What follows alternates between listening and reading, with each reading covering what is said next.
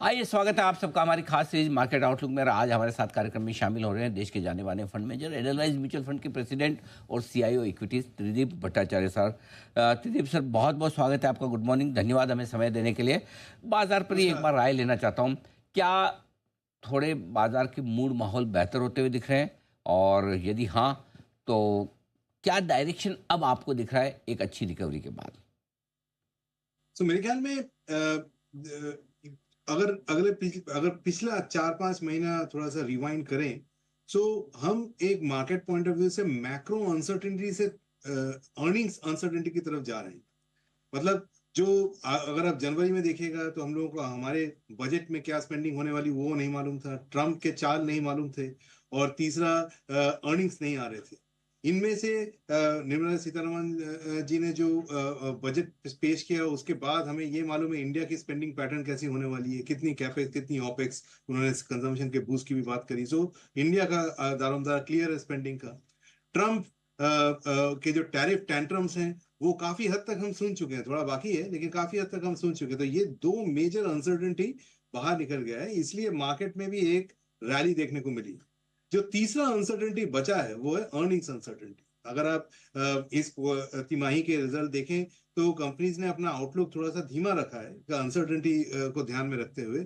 ये earnings uncertainty मेरे ख्याल में 2 और क्वार्टर बनी रहेगी। उसके बाद से मुझे लगता है कि एक अर्निंग्स में ग्रेजुअल रिकवरी देखने को मिलेगा in and around festive season this year.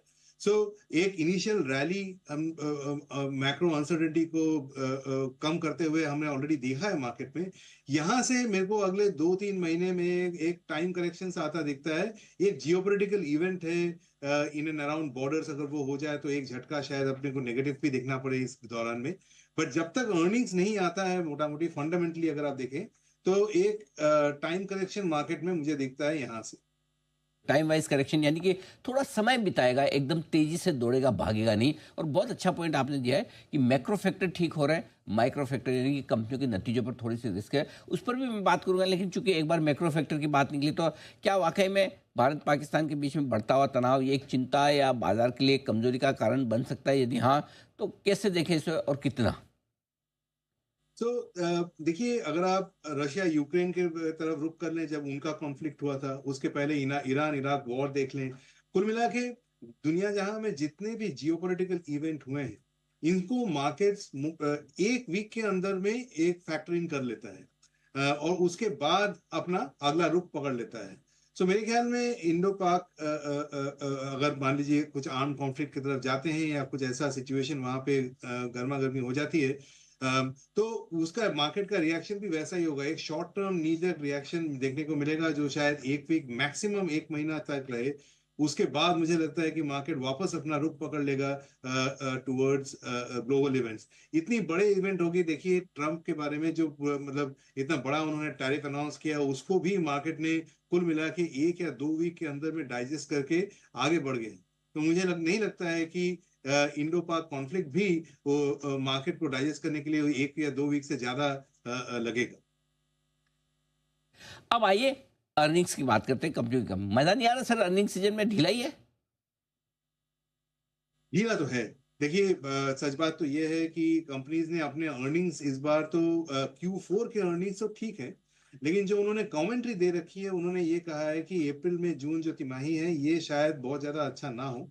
और फाइनेंशियल्स में हालांकि नंबर्स अच्छे आए हैं, सबने अपने जो लोन ग्रोथ गाइडेंस है अगले साल का वो थोड़ा सा कम किया है अनसर्टेनिटी अनिश्चितताओं को ध्यान में रखते हुए। आईटी सर्विसेज कंपनीज ने भी यही कहा है। सो कुल मिला के इसलिए थोड़ा सा मिडिल ऑफ द रोड रहा है, और वो कंपनीज को आप ब्लेम नहीं कर सकते। जो ऐसा मैक्रो एनवायरनमेंट है इस माहौल में ऐसा ही गाइडेंस आना था।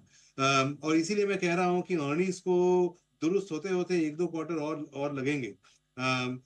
उसमें 2-3 चीजें होंगी। एक तो जो ऑयल क्रूड ऑयल काफी हद तक 20-25% गिर गया है पिछले 3-4 महीने में, उसका एक पॉजिटिव इम्पैक्ट देखने को मिलेगा। दूसरा, अगर देखिए इन्फ्लेशन काफी हद तक कम हुआ है पिछले 1-2 महीने में, अगर ये ऐसा चलता रहा तो उसका इम्पैक्ट कंजम्पशन स्पेंडिंग में और जनरली इकोनॉमिक बॉयंसी में मदद करेगा। और तीसरी, जो वो बजट में निर्मला जी ने एक इफेक्टिव टैक्स ब्रेक दिया था जिसका कि salary increase effectively 5 to 7% middle income consumer के लिए बनता है, उनका जो इफेक्ट है वो अभी से 3-4 महीने में भी देखने को मिलेगा। तो इसलिए मुझे लगता है कि ये एक ट्रांजिशन फेज है, मार्केट एक ट्रांजिशन में है। इससे अगर हम इसमें हम अगर थोड़ा सा पेशेंस बनाए रखें तो 3-4 महीने बाद जब ये सारे फैक्टर्स जो मैंने गिनाए मैक्रो पॉइंट ऑफ व्यू से इम्पैक्ट करने लगे कंज्यूमर स्पेंडिंग में और इकोनॉमिक डिसीजन मेकिंग में, तो वो अर्निंग्स के लिए बेहतर हो starting second half of fiscal year 26। अच्छा, अब सर बताएं कि कहाँ पैसा लगाना चाहिए इस बाजार में, कहाँ रहें दूर, ये समझाएं। जी, सो मेरे ख्याल में एनबीएफसीज जो हालांकि इस क्वार्टर के नतीजे के बाद थोड़ा सा वीकनेस देखने को मिला है, बट वो बिकॉज पहले उन्होंने अच्छी परफॉर्मेंस दी है। बट मेरे ख्याल से अगले 12 महीने पॉइंट ऑफ व्यू से एनबीएफसीज एक ऐसा जगह है, एनबीएफसीज और फाइनेंशियल्स कह लीजिए, जो कि रेट कट के बेनिफिशियरीज है, जिनका वैल्यूएशंस अभी भी रीजनेबल है। और अगर ग्रोथ के सामने वैल्यूएशंस को रख के देखें तो मेरे ख्याल में ये एक ऐसा सेक्टर है जिसमें अभी भी पैसे बनने के आसार अच्छे हैं। I am talking private sector NBFC mostly.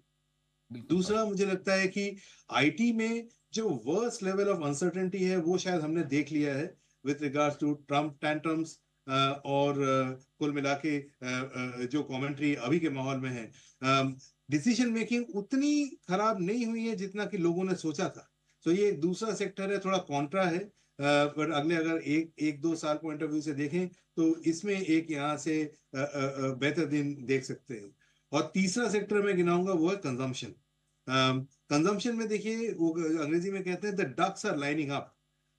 तो चीजें उनके तरफ एकदम अच्छे तरीके से लाइन अप हो रही हैं। देखिए ऑनरेबल फाइनेंस मिनिस्टर ने एक टैक्स सौंप दिया, तेल में बड़ी गिरावट देखने को मिली है, इन्फ्लेशन कम हो रहा है, और अगर इंटरेस्ट रेट कट भी हो जाता है तो मेरे ख्याल में कंज्यूमर्स के लिए as we get towards second half of this year, तो कंज्यूमर स्पेंडिंग वापस आने के लिए और कंज्यूमर रिलेटेड शेयर्स के लिए अच्छे दिन शायद जल्दी आ जाए।